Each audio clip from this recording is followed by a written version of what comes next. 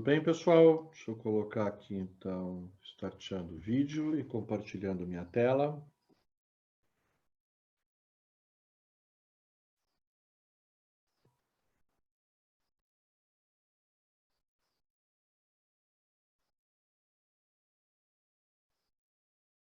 Ok.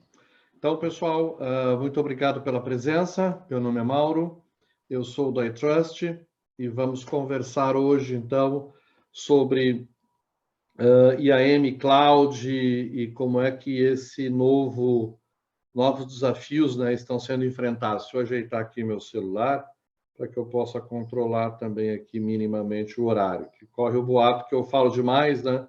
Mas hoje eu vou tentar manter dentro do horário e reservar algum tempo para que a gente converse no final e esclareça algumas dúvidas. A pergunta clássica, Alessandra, está me ouvindo bem? Meu vídeo está ok? A tela está tranquila? Tudo ok, Mauro, pode Então seguir. tá bom, vamos começar uns minutinhos antes de sair, daí a gente tem mais um tempinho para as perguntas, então. Então vamos lá. Bom, pessoal, há muitos e muitos anos, em uma estrela distante, na verdade não uma estrela distante, mas no tempo e espaço onde nós vivíamos há muitos anos atrás, o mundo era mais simples. Você tinha uma estrutura interna de direitos, você tinha lá o seu Microsoft AD, o seu LDAP, a sua estrutura onde você inseria seus usuários e aonde você controlava os seus direitos, né? Isso, por um certo tempo, como eu disse, funcionou muito bem, né? Até que a gente descobriu que essa expansão era possível, as empresas avançavam para domínios corporativos, né? Em várias filiais, já algumas implantando, inclusive, correio eletrônico e ferramentas distribuídas, mas ainda baseado em uma única estrutura, né? Essa estrutura era baseada, sem entrar muito no tecniquez, né, em um protocolo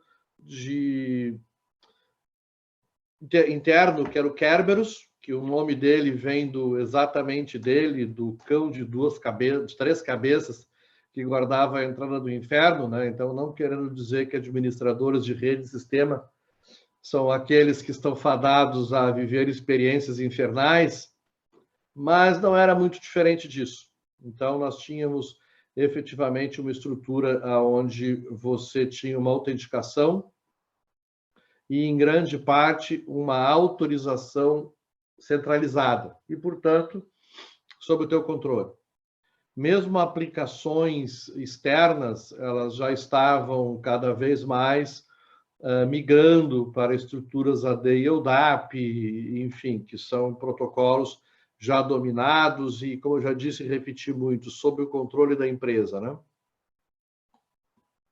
Vou falar só desse conceito aqui, porque é um conceito que se mantém. Então, quando lá você precisava fazer acesso, ou quando precisa, se você ainda estiver no ambiente Microsoft, né, interno, você precisa de um acesso a um determinado serviço, uma determinada aplicação, um determinado servidor, né? Como é que isso é feito? Bom, o teu aplicativo, o teu computador, fazia uma chamada até um dos três componentes da cabeça do cérebro, do cão de três cabeças, que era o distribuidor de ticket. Esse sujeito, então, solicitava para o seu aplicativo que solicitasse a você o teu username e a tua senha, e esse teu username e senha era, então, enviado, era validado em uma estrutura de um Microsoft AD, que é uma árvore de diretórios, né, com respostas às senhas e que armazena esquemas. Esse retorno, então, autenticado com esse ticket, o autenticador, então, emitia um ticket, um número, né, e devolvia para a tua aplicação. Essa sua aplicação, então, podia apresentar esse ticket para esse servidor e obter acesso à informação, ao arquivo, ao programa. Quando a gente extrapola isso para o ambiente Microsoft, é aquele login oculto, né, onde você acessa as várias aplicações a partir do momento em que você já fez o teu login na rede Microsoft. Tá? Então, protocolo Kerberos, né, voltando um pouquinho, o nosso amigo aqui com três cabeças, que basicamente tem três cabeças porque são os três componentes, o autenticador, o emissor do ticket e, é claro, o servidor que vai fornecer o serviço e a informação. Bom, muito bem. Aí apareceu a internet, né? Nossa, mas todo mundo já sabe que a internet existe, você está falando de uma coisa de 20 anos atrás, né? Eu já vou parar de falar de coisa de 20 anos atrás, já vou começar a falar de presente e de futuro, né? Eu estou simplesmente fazendo esse velho histórico porque quando você possuía uma estrutura de direitos e diretórios e sistemas sob o teu controle, um primeiro componente é que normalmente o número era menor. Normalmente você tinha um número menor de aplicações. Eu sou do tempo do MyFrame. No MyFrame você tinha ou MyFrame BM ou MyFrame BOS e algumas aplicações lá dentro. Então você ganhava o acesso àquele ambiente e você navegava em um único ambiente, né? Controlado, centralizado. Eu costumo dizer que na década de 80, né, você tinha, para ter acesso a uma determinada informação crítica, você tinha que invadir um CPD, né?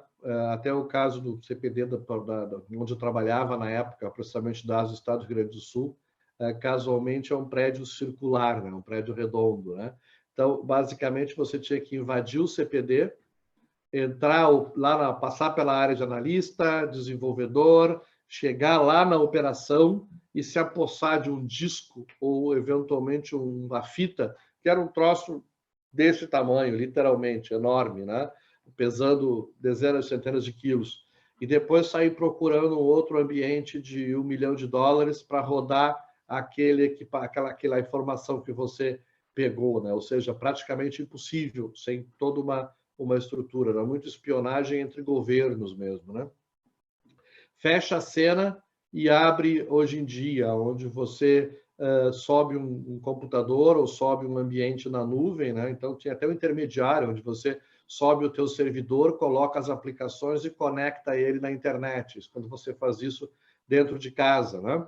Você ainda tem algum controle, porque aquele equipamento está dentro das tuas vistas, você colocou um firewall, um bloqueador, então você, em caso de anomalia, você simplesmente vai lá e tac, arranca o cabo, né?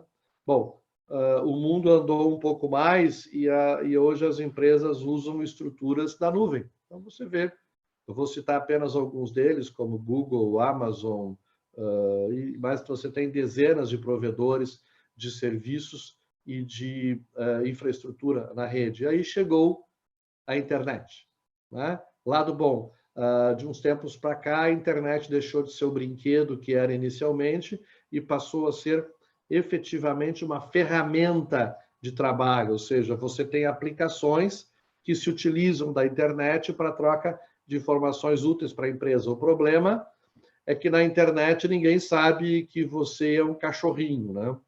Eu uso esse slide já há bastante tempo e cada vez ele se torna mais válido.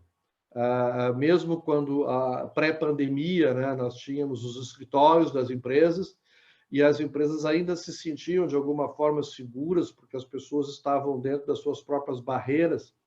E eu acho que o Dinamérico mencionou tempos atrás, nessa apresentação dele de abertura, que existia o protocolo tapinha no ombro, né? Ou seja, você entrava na sala do departamento de suporte e pedia para que ele te cadastrasse, criasse o direito, concedesse o direito para alguém, para você ou da tua equipe, você acompanhava isso e isso, de alguma forma, andava com processos informais dentro da empresa, né? Porque todos sabem, né? Toda empresa tem a sua estrutura formal e a sua estrutura informal. Então, você conseguia jogar com a estrutura formal e informal e ter direitos, né?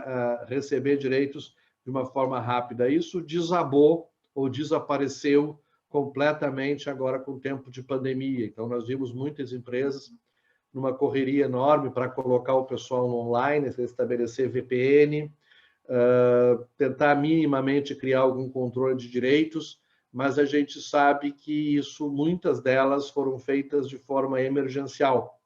E aquela emergencial guardado com esparadrapo, é importante que você saiba que não sou só eu que sei, né, que muitas empresas fizeram isso de forma algumas vezes até de emergencial e não necessariamente profissional, né?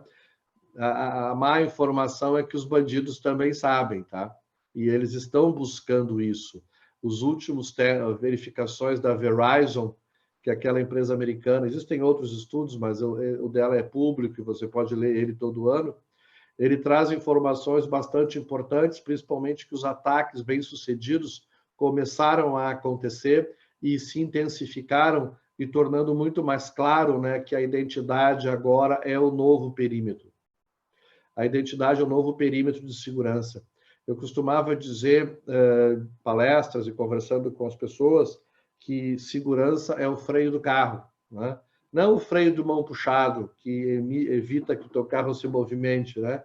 Mas aquele freio que você usa quando efetivamente se está diante de um obstáculo, né? Você está lá na Bandeirantes ou aqui na 290 no Sul ou numa faixa amarela no Rio, então você está lá no Domingão de Sol, avenida tranquila, você está dirigindo com algum colega que é alguém de confiança seu no carro, e aí ele a 100 por hora, e aí ele vira para você e diz: o meu carro tem um pequeno problema, o meu freio não está funcionando, né? A tua reação vai ser provavelmente semelhante a mim. Opa, para isso, vai diminuindo devagar que eu vou descer, eu não vou andar 100 por hora em um carro sem freio. Então, às vezes, é muito mal interpretado o exemplo de que segurança é o freio do carro. Ele é necessário, ele permite que você avance em uma velocidade maior. E a gente vai ver logo em seguida que transformação digital é você evoluir em uma velocidade, é andar em uma velocidade maior, tá? Que o mundo moderno, agora onde nós estamos inseridos, ele nos cobra muito mais, ele nos cobra não a tranquilidade na ordem, né? Onde está tudo organizado, cada coisa no seu lugar, mas nada se movimenta. Pelo contrário, ela te exige o equilíbrio do movimento. E eu estava falando dos novos casos e dos novos riscos, ou dos mesmos riscos que simplesmente se intensificaram, né? Phishing, mais de 90% dos casos de phishing buscam credenciais das pessoas, ou seja, com sucesso, evidentemente, né? Então, 91% dos casos de ataque bem-sucedidos de phishing buscavam as credenciais das pessoas. Mais de 70% dos ataques bem-sucedidos que causaram prejuízos em empresas nos anos do biênio 20 e até agora 21 envolviam credenciais, ou seja, direitos e acessos, ou uma credencial que foi roubada, ou uma pessoa que personificou outra, ou vamos ver se a gente consegue ver rapidinho hoje ainda, que um aplicativo personificou o outro, ou seja, a empresa não tinha controle sobre a autenticação dos seus aplicativos e das estruturas que ela mantém em ambientes de nuvem. Então, a internet agora não é mais uma piada. Não se consegue, eu ainda continuo usando a piada, né? Mas ela já está ficando cada vez mais de humor negro, você dizer que na internet ninguém sabe que você é um cachorrinho. As empresas estão evoluindo para a IoT. Nós fizemos um estudo e fomos até convidados para falar num dos eventos do Gartner de Orlando, 2016, eu acho, onde nós falamos sobre IDOT, Identity of Things, não é internet das coisas, mas a identidade das coisas. Como é que os teus equipamentos, que cada vez mais se tornam inteligentes, vão estar interagindo entre si e como é que é essa orquestração, tá? Então, são todos os desafios que a gente efetivamente vai ter que enfrentar para sobreviver, né, nesse mundo de nuvem. E esses riscos que eu mencionei, eles efetivamente se materializam, tá? Nós temos casos registrados, eu não vou ficar bombardeando vocês com manchetes e casos, vou apenas mencionar alguns que me vêm na cabeça, porque são tantos, mas teve um profissional recentemente da Cisco que foi preso, pegou 5 a 10 anos lá de cadeia, porque ele possuía credenciais no ambiente da empresa, na nuvem, de servidores na nuvem, foi demitido, demitido insatisfeito, voltou ao ambiente, os direitos não estavam exatamente controlados, né? E ele simplesmente apagou e danificou uma centena de servidores que estavam na nuvem. Tá? Nós tivemos casos de storage, onde aconteceu também um aplicativo ele tinha determinado nível de controle de acesso, mas os controles de acesso eram concedidos por pessoa e não por grupos. Então, uma troca de pessoa permitiu um acesso a um aplicativo e milhões de informações vazaram também dos S3, dos buckets, onde você guarda informação. Nós vemos todo dia os informações de falsificação e de falsidade ideológica e phishing usando o celular. E, claro, as próprias aplicações. Tudo isso tem reflexo porque nós estamos, de alguma forma, utilizando redes públicas ou privadas, ou seja, os nossos dados estão saindo de debaixo dos nossos olhos e eles estão efetivamente indo para a nuvem, né? O que dá a impressão, para quem não é exatamente afeito à tecnologia, de que esses direitos estão efetivamente controlados, ou seja, eu estou falando tudo isso que eu estou falando até agora para quebrar um pouco aquela ideia de que, puxa, mas o pessoal, então, não é uma meia dúzia de clique e tudo estará seguro e configurado de forma segura. Bom, infelizmente ainda não. Infelizmente, por trás ainda, nós convivemos com infraestrutura. Tá? Então, por trás das grandes aplicações que nós temos hoje, tanto a aplicação que roda no meu celular, quanto a aplicação que ela é totalmente web, ela ainda usa um protocolo chamado TCP/IP, que é o protocolo criado pela ARPANET na década de 70. Eu dava aula desse protocolo no curso de pós numa universidade aqui, literalmente em 1990. Então, há mais de 20 anos esse protocolo está segurando e rolando por aí. Ainda se usam servidores Unix. Tudo bem que você tem plataformas escaláveis e estruturas de Kubernetes e tal, mas no fundo você ainda tem um sistema operacional rodando, falando por TCP/IP e direitos que são concedidos ou não para determinadas ações, tá? Opa.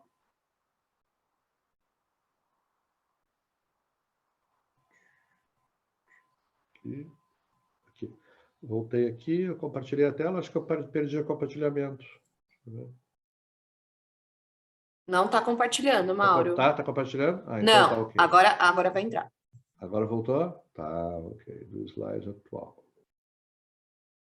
Ok, agora sim, voltei. Tecnologia, isso foi apenas um teste para mostrar que vocês estavam alertas e para comprovar que tecnologia nos trai o tempo todo. Então, quando nós falamos de migração e de usar sistemas no teu ambiente local ou migrar isso para a nuvem, a gente cai de novo no PPT, né?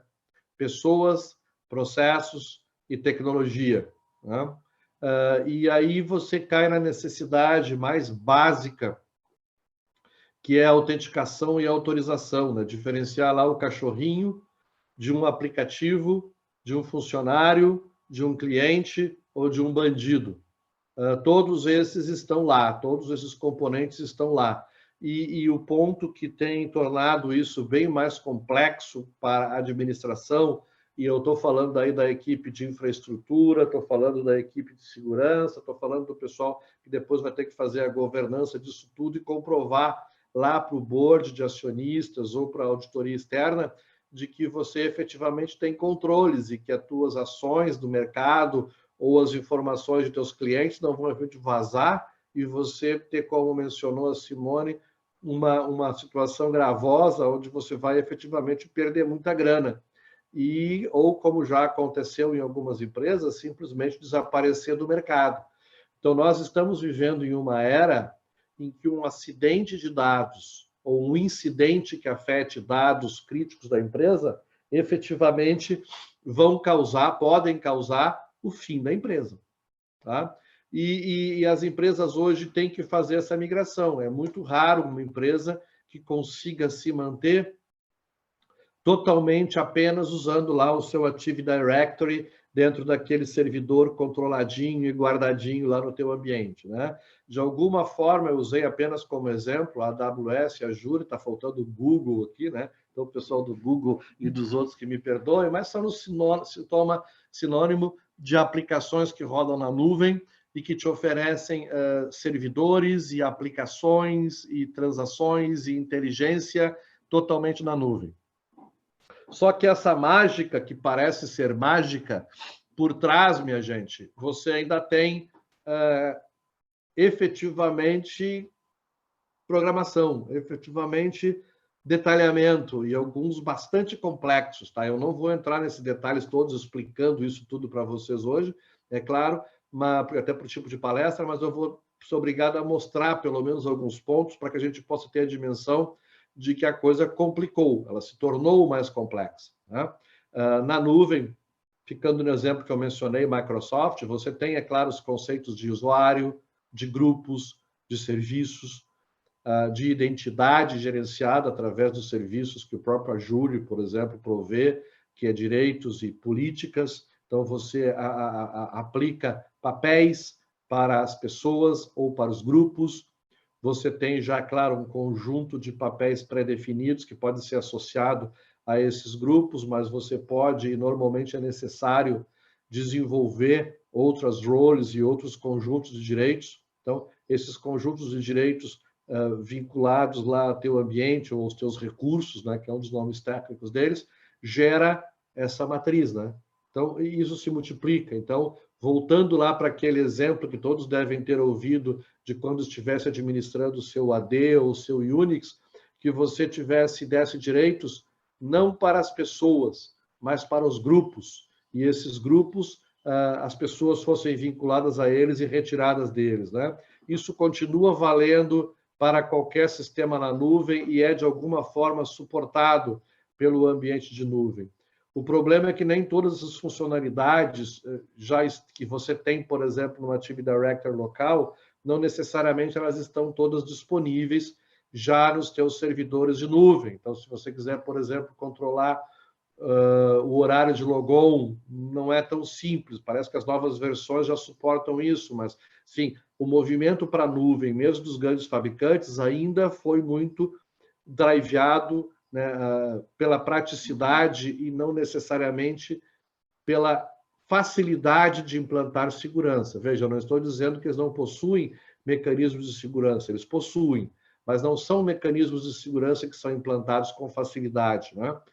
Indo para a AWS agora, que a AWS, eles possuem o AWS IAM, que é basicamente a estrutura onde você cria usuários e vincula esses usuários às políticas ou direitos de acesso, né? Porque o exemplinho de uma política que é um documento lá em JSON. Então, você vai lá, escreve, define quais são os direitos aos recursos que vão ser concedidos e você pode vincular esses direitos, né, a pessoas ou a grupos. A parte que parece simples quando eu estou falando com um grupo e uma pessoa, né, a Alice ganhou a política permitindo acessar o objeto S3 ali, que é um recurso, que é um bucket, né, que é um balde, né, de dados, onde estarão lá informações eventualmente críticas para a empresa, né? Bom, só que você tem milhares desses. Tá? Milhares desses. E você, de alguma forma, é bem comum as empresas que às vezes possuíam internamente ou um IAM ou até scripts feitos em casa mesmo, que lia do RH, concedia direitos, revogava direitos. Quando migraram para a nuvem, isso de alguma forma se perdeu. E eu gostaria de alertar fortemente vocês que o fato de ir para a nuvem não simplificou o direito e controle de acesso. Eu diria até que o contrário, ele complicou bastante, né? Agora, você, ao invés de ter que autenticar e autorizar em um único local, você tem que autenticar em diferentes locais e usando diferentes protocolos de comunicação. Então, quando você fala lá com o teu AD utilizando Kerberos, se você vai fazer da mesma forma a concessão e revogação de usuários lá no teu Azure, você vai estar usando um conector, um protocolo REST ou uma interface diferente da sua. Então, ou você vai para ter duas interfaces, ou vai para algum tipo de sincronização, que eventualmente, se você tiver AD e Azure, vai funcionar, mas quando você colocar eventualmente uma Amazon ou uma Google na jogada, a coisa começa a complicar. Tá? Nós temos alguns mecanismos já bastante maduros, em especial para autenticação, tá? Que é quando você tem ali os conceitos de Identity Provider, que é o ponto focal, ponto de presença que vai fazer a autenticação da pessoa, ou seja, vai receber dados e vai validar de alguma forma em alguma árvore de diretórios ou algum sistema de certificados, vai garantir que aquele usuário é efetivamente quem diz ser. Você tem o conceito de Service Provider, que é o provedor de serviço, e você tem os usuários aqui, né? Nós, né? Então, quando o usuário busca, por exemplo, uma autenticação em um serviço, e você tem mais de um serviço, normalmente você elege um autenticador, então pode ser o teu Google, pode ser um single sign-on na nuvem que você contrata, e esse produto vai autenticar em última instância ou no teu Active Directory, ou no teu Azure, ou no teu G Suite, enfim, aonde você possui os teus usuários. Então, os teus usuários com os identificadores, com seus usernames e senhas, serão acessáveis pelo Identity Provider. E sempre que o usuário buscar uma necessidade, buscar algum acesso, por exemplo, ele vai acessar um recurso no Office 365, ou vai acessar um recurso no Salesforce, ou vai acessar algum recurso em alguma aplicação na nuvem, que você, por exemplo, é um fornecedor dessa aplicação. Então, o usuário vai fazer, então, a tentativa de acesso ao servidor dessa aplicação, Office 365 ou Salesforce. Essa aplicação, evidentemente, não vai deixar você acessá-la, vai redirecionar vocês para um Identity Provider, que esse sim vai fazer algum tipo de autenticação.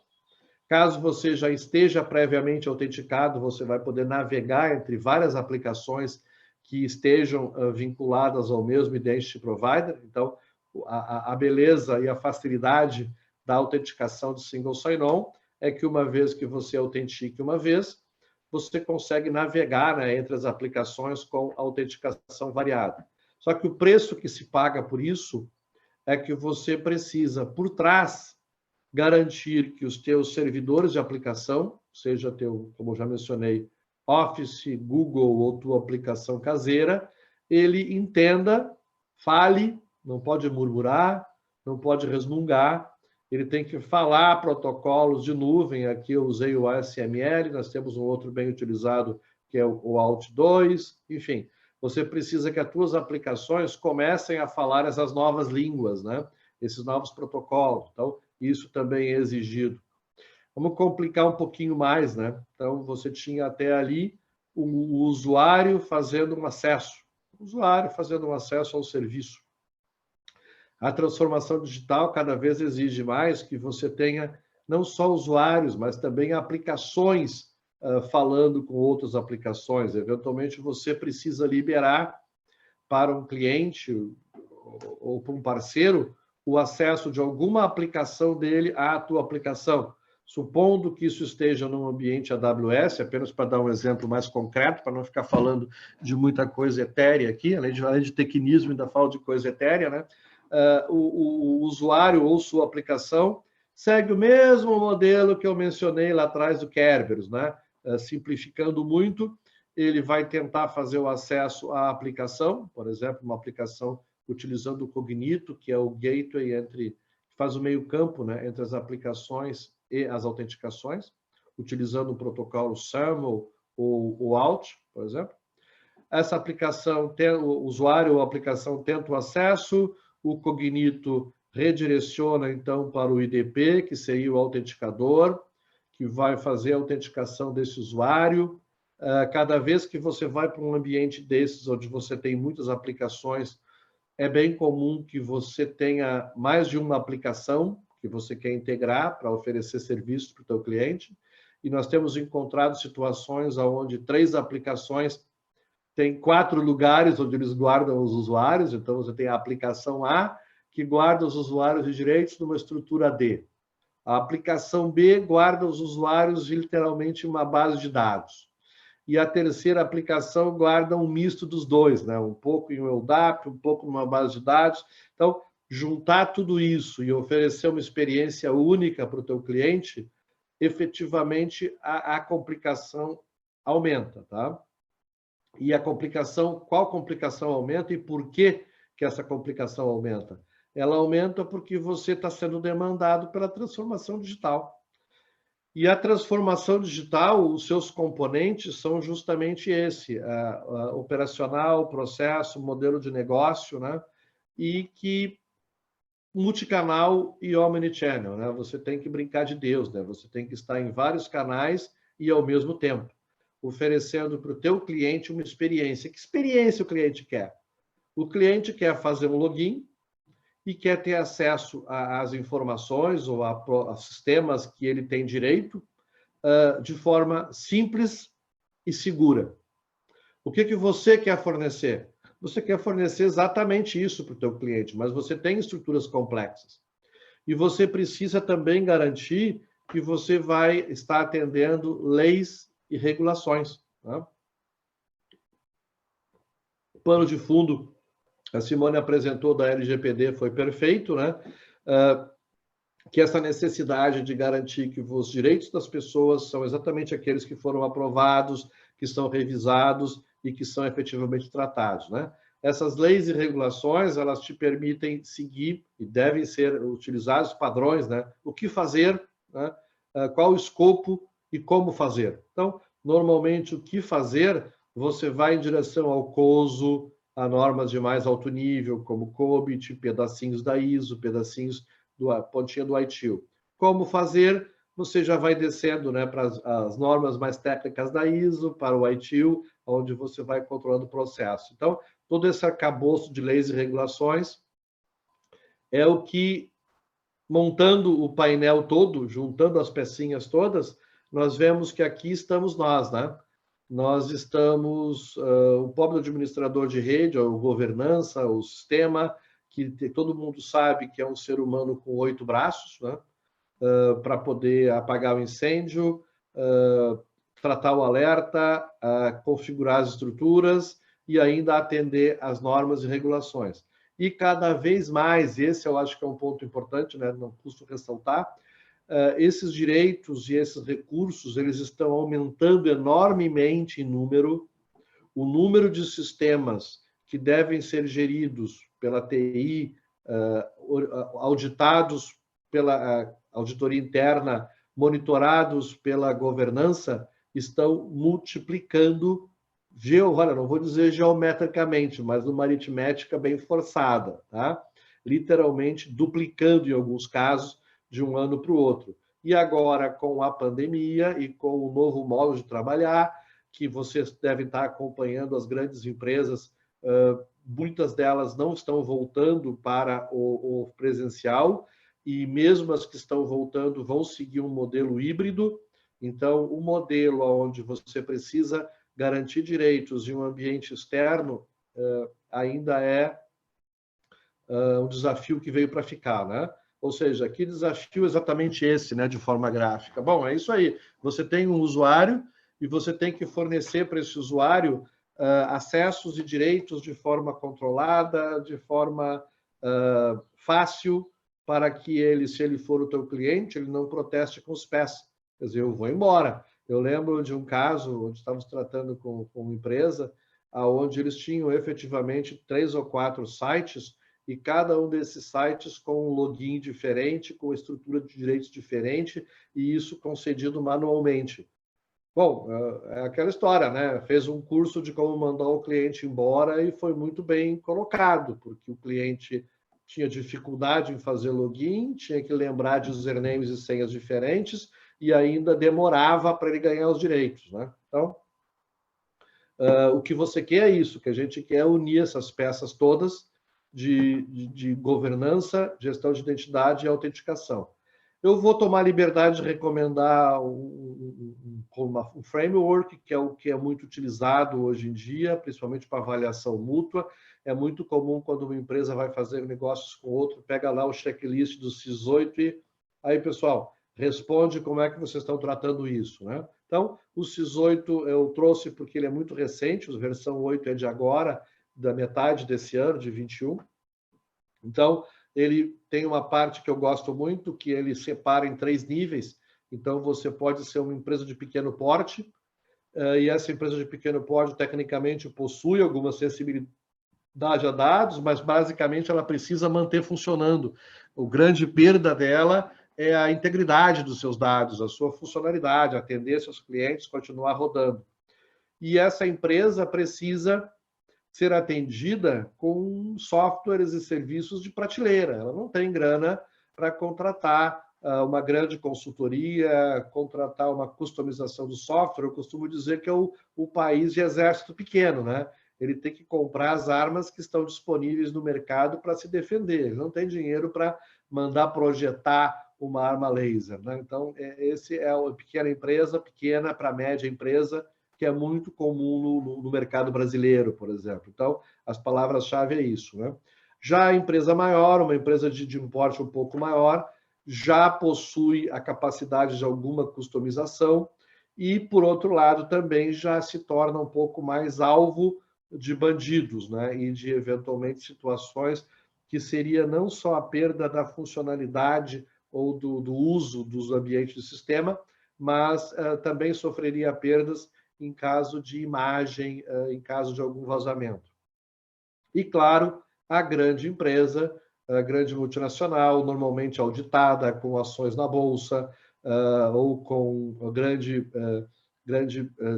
penetração no mercado e que onde a sua imagem de credibilidade é um ativo importante, então vazamento ou incidente de informação, simplesmente os clientes perdem a confiança e teu negócio realmente desaparece, evapora. Lembrando que cada vez mais as barreiras de entrada para os negócios modernos estão diminuindo. Então, o tempo de vida de empresas, que anteriormente era de 60 anos, 100 anos, hoje em dia as empresas vivem 20 anos, ou morre ou se reinventa, né? Então, nível 1, 2 e 3, vou pegar apenas o da gestão de controle de acesso, né? Que nos diz que, por exemplo, você tem que estabelecer um processo de concessão de acesso, você tem que estabelecer um processo de revogação de acesso, né? Isso tudo, como já disse, é nível 1, ou seja, mesmo uma pequena empresa precisa implantar esses controles, sob pena de não seguir o básico de higiene, né? Pobre mas sou limpinho, né? Exigir MFA, então é inadmissível que você tenha, por exemplo, servidores em um ambiente como AWS, Google, Azure e tal, e você não ter um duplo fator para os teus administradores e para os teus usuários mais críticos. Para acesso remoto à rede, à pandemia. Então, são controles que mesmo uma pequena empresa deve implantar, e isso já está disponível, pelo menos nesse conjunto de serviços, né? Já para as empresas maiores, aí sim, você já tem que ter todo um controle maior, centralização de acesso, manter controle de acesso baseado em funções, que aí seria o role-based, concessão, revogação, divergências, né? Isso já é necessário, eventualmente, sim, uma consultoria maior, mas tratando, usando até o exemplo também da Simone, do Hospital de Barreiros, se você evita tomar uma multa de 500 mil euros, com certeza paga um trabalho de consultoria, até porque uma multa desse tipo ela é recorrente, né? Ou seja, se o auditor voltar o ano que vem, você vai tomar uma outra multa de 400 mil euros até que você efetivamente resolva, né, aquele problema que ocorreu, né? E quais são eu não vou passar todos os fluxos de gestão de identidade, mas eu vou passar apenas aqueles que, quando eu era auditor, eu gostava de ressaltar com as empresas e perguntar se ela tinha, porque era o paretão, né? 80-20, de onde você tinha problema, de onde bandido entrava, aonde o funcionário insatisfeito causava prejuízo, e agora com a LGPD você pode multiplicar esses prejuízos, né? E quando você não consegue comprovar que tem controles. Então, o básico, que é a concessão de direitos baseado em regras. Regras que podem ser auditadas, que podem ser verificadas, né? Então, você sabe que determinada função vai receber determinado direito e, não havendo essa regra, esse direito não será concedido sem uma autorização expressa e formalizada. Apenas esses termos aí já reduziu uma centena de milhares numa eventual multa, né? A revogação também é outro caso crítico, ou seja, as pessoas que saem do grupo, seja demitida, seja findou o contrato, é absolutamente obrigatório que você tenha um processo suportado por uma ferramenta que garanta o bloqueio e depois a revogação. E extremamente importante que você saiba a diferença disso tudo, que você tenha a capacidade de saber se algum direito foi criado indevidamente no teu ambiente crítico e esse direito criado indevidamente gera um relatório de divergência ou um incidente de segurança para que você possa tratar de forma adequada. Ou seja, você precisa saber quem tem direitos nos seus sistemas, você precisa saber que uma eventual saída do grupo, esse pessoal vai perder os seus direitos rapidamente e automaticamente, e você precisa ter mecanismos que vão lhe dizer o que está diferente dentro daquilo que você aprovou, daquilo que está lá no sistema. Mas e como é que você faz isso, né? Se você tem que ter claramente, se você não tem claramente quem faz o quê, tá? Se você for olhar, por exemplo, essa distribuição de serviços e cada vez mais você foca em especialidades, quais são as responsabilidades de um provedor da nuvem que você esperaria que um provedor de serviço da nuvem te entregasse, né? Infraestrutura, segurança física, servidores, responsabilidade do cliente, seria o quê? Inserir informação e utilizar. Tá, e aí, como diria uma piada antiga, né? Quem está a cuidar da lojinha, né? Quem está a cuidar da responsabilidade pelos direitos de governança, de conceder direito, revogar direito e gestão de identidade de acesso. Eu vou trazer só 2 exemplos que são muito genéricos, até porque o meu tempo está passando, mas se você tem uma estrutura na AWS, não é a AWS que cuida isso para você. Tá? Está muito claro que a responsabilidade por identidades e acessos é do customer, traduzindo cliente. Tá?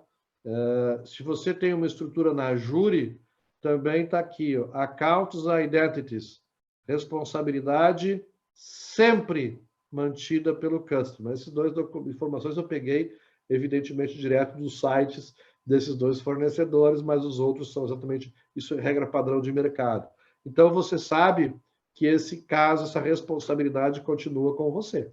Tá?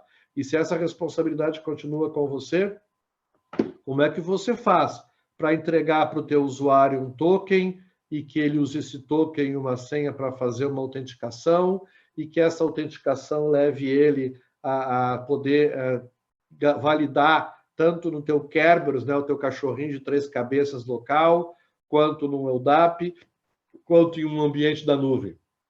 E que esses direitos seguiram minimamente aqueles fluxos que eu mostrei de concessão, revogação e divergência. Desculpa.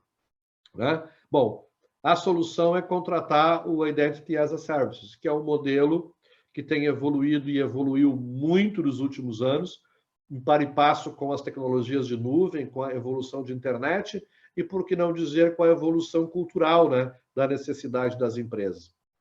Então, essa responsabilidade, aquela zona cinza, ela passa a ser gerida por uma organização que vai te fornecer a identidade como um serviço, as ferramentas, o software e, em muitos casos, os serviços para manter isso funcionando. Isso te permite seguir as melhores práticas de mercado, isso te permite ganho de escala, e isso te permite coletar os vários benefícios que uma gestão de identidade traria, sem a necessidade de você montar uma equipe de especialistas, de montar uma estrutura redundante e de montar todo um cabedal de processos de segurança e gestão de informação para manter o próprio ambiente. Né? Eu me baseio muito no Kuppingercole, que possui um paper, o Gartner também possui semelhantes a esse, mas esse do Kuppingercole é mais recente, onde a gente participou sendo analisado e comentando sobre os itens, então me sinto à vontade de comentar sobre esse paper. Eu não posso mostrar o paper todo, que é um paper pago, mas vale a pena o investimento, quem quiser se aprofundar. O Kuppingercole vai até o site, eles têm disponível esse paper. Mas, basicamente, o que são os pontos importantes que você deve ter para garantir que você está escolhendo bem o teu gestão de identidade como serviço, né? Ele tem que ter capacidade de integrar com serviços de diretórios, ele tem que te dar um serviço de onboarding, quer dizer, como é que o teu usuário ganha direito, como é que ele troca a senha, né? Você tem que ter conectores para criar direitos tanto no teu AD local quanto no teu nuvem, capacidade de workflow para que tenha aprovação do gestor, das pessoas, o usuário tem que poder pedir direito, trocar sua própria senha, você tem que ter características mais avançadas de governança, como revisão de acesso, segregação de função, né? Administração centralizada. A gente sabe que a transformação digital vai te exigir muito, então é importante que você tenha um conjunto de APIs para que você mesmo possa escrever, eventualmente, as aplicações ou integrar com elas para que ela possa mandar criar um direito, revogar um direito, uma aplicação fazer a sua própria autenticação, né? E o suporte a ambientes híbridos, que é o ambiente onde você tem uma parte da tua estrutura no ambiente local e uma parte da tua estrutura na nuvem, e não raro em mais de um ambiente de nuvem. Então, nós nos deparamos diariamente com clientes que possuem um ambiente local, com LDAP, LDAP, base de dados para autenticação e autorização, e também possui um SAP na nuvem, um Azure, um Salesforce, algumas aplicações que eu nem lembro o nome por aí. E como é que você concede direito para as pessoas, como é que você acompanha a jornada, né, ou o ciclo de vida das pessoas. Então, esses são os principais requisitos que você precisa manter. Você também tem condições, hoje em dia, com os fornecedores modernos de gestão de identidade, ele te permitir que você possa ter níveis de serviço que vão desde o simples infraestrutura, que já te livra de uma dor de cabeça ferrada, que é ter servidor, redundância. O gestão de identidade, que é criar direito, revogar direito, não necessariamente é um ponto de falha, né? Mas a autenticação é um ponto de falha tremendo. Se o teu usuário não puder fazer login ou se o cliente não puder fazer login, você tem problemas sérios, né? Então, você se livra de tudo isso, tendo, por exemplo, uma infraestrutura de rede, sistema na nuvem e um suporte básico que envolva monitoração e gestão remota desses teus serviços. E você pode evoluir até uma contratação completa de BPO, e aí passa por toda a gama dos serviços, né, que vai da infra, suporte básico, suporte avançado para criar perfis, relatórios de indicadores. Você pode contratar um terceiro para fazer a tua gestão do dia a dia, dar treinamentos para a tua equipe, coletar indicadores que vão ser usados pelos processos de governança, e, em alguns casos, o BPO completo envolve até especialistas dedicados, né, que vão te ajudar a coletar informação, preparar relatórios, atender auditoria, enfim, te dar subsídios para enfrentar sem susto a governança, né? Então, essa seria a visão geral, né, que é quando você consegue entregar para as tuas áreas de negócios autenticação e autorização em ambientes de nuvem na forma de serviço, tá? É uma situação bem moderna. Muitas vezes as empresas, como eu falei, podem seguir no modelo híbrido, se livrando daquilo que é mais problemático e gradualmente decidindo qual o nível de serviço ela precisa para atender às suas necessidades, né?